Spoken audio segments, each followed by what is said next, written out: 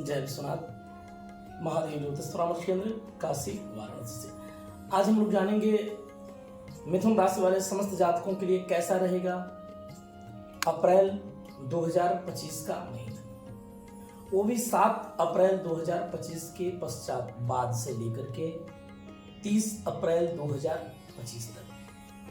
आइए हम देखते हैं सबसे पहले ग्रहों की स्थिति। ये जो कुंडली बनी हुई है यह चंद्र राशि पर आधारित है, अर्थात कौन से ग्रह किस स्थान पर इस अप्रैल के महीना में रहने वाले हैं और कौन से ग्रह स्थान परिवर्तन करने वाले हैं, सारी चीजों पर हम लोग विस्तार से जानेंगे। सबसे पहले आपका करियर, आपका स्वास्थ्य, आपका लव लाइफ, आपका वैवाहिक जीवन तथा विद्यार्थियों के लिए अध्ययन का क्षेत्र, सारी चीजों पर हम लोग विस्तार से विश्लेषण करेंगे। आइए सबसे पहले देखते हैं मिथुन राशि।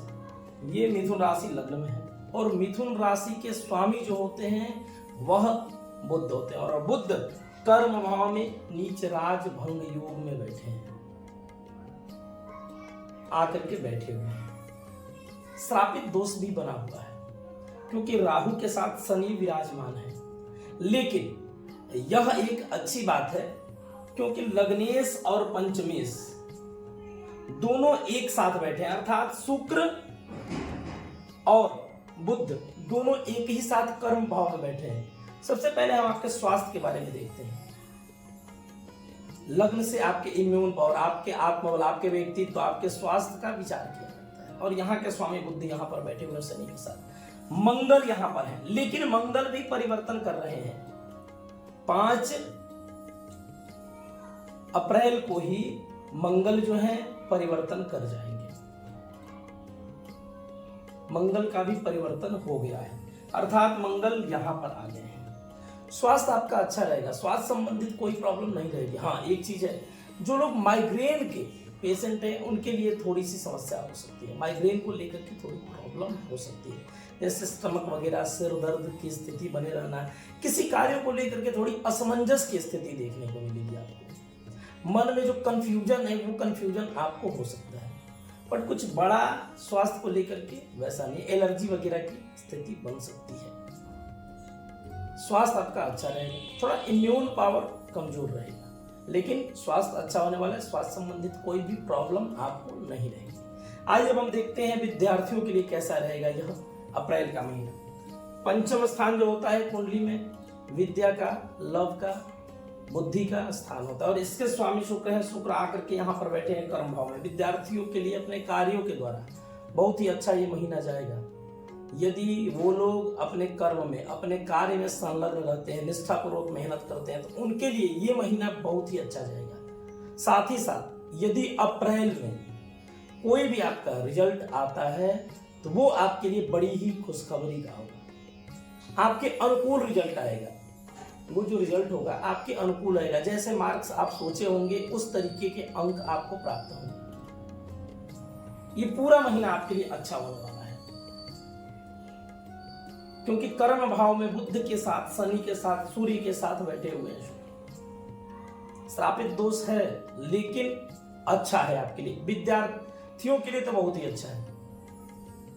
आप स्टडी पर फोकस करें, ये महीना बहुत अच्छा जाएगा। यदि कोई रिजल्ट आपका आने वाला है, कोई इंटरव्यू आपका होने वाला है, तो वो 100% आपके पक्ष में ही होगा, निसंदेह।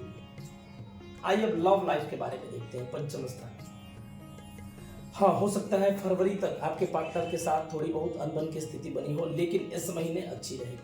हाँ, कहीं कहीं अपने पार्टनर को लेकर के कंफ्यूजन हो सकता है, मन में संदेह उत्पन्न हो सकते हैं, लेकिन उस संदेह को त्यागना होगा क्योंकि राहु बैठा है तो राहु कंफ्यूजन दे सकता है, पर उस कंफ्यूजन को त्यागना होगा। आपके पार्टनर के साथ अच्छी बॉन्डिंग रहेगी ये महीना। आइए अब हम देखते हैं इस महीने क्या भूमि भवन इत्यादि का योग बन रहा है। योग तो बन रहा है आपके लिए, योग भूमि भवन इत्यादि का बन रहा है, लेकिन यहां पर केतु के होने से थोड़ा सा उसमें संदेह आएगा, रुकावटें आएंगी, कहीं ना कहीं से किसी न किसी प्रकार से रुकावटें उत्पन्न हो सकती हैं आपके भूमि भवन इत्यादि के योग में। तो थोड़ा संभल करके, अच्छे से जांच पड़ताल करके उन विषयों पर आप ध्यान दें तो आपके लिए अच्छा होगा। यदि घर ले रहे हैं या भूमि खरीद रहे हैं, गाड़ी खरीद रहे हैं किसी से, थोड़ा उसको पेपर वर्क अच्छे से कर लें, तब जाकर के उस पर किसी को पैसे दे तो अच्छा होगा। योग बन रहे हैं लेकिन रुकावटों के साथ। आइए देखते हैं सप्तम स्थान, जो कि पत्नी का भाव होता है तथा व्यापारी के साथ पार्टनरशिप का भाव होता है। इसके स्वामी जो होते हैं वह बृहस्पति हैं। बृहस्पति यहाँ पर बैठे हैं। व्यापार से रिलेटिव आपको यात्रा के लिए जाना पड़ सकता है, अन्य देशों में, अन्य प्रदेशों में, तथा पत्नी के साथ अच्छे संबंध रहेंगे।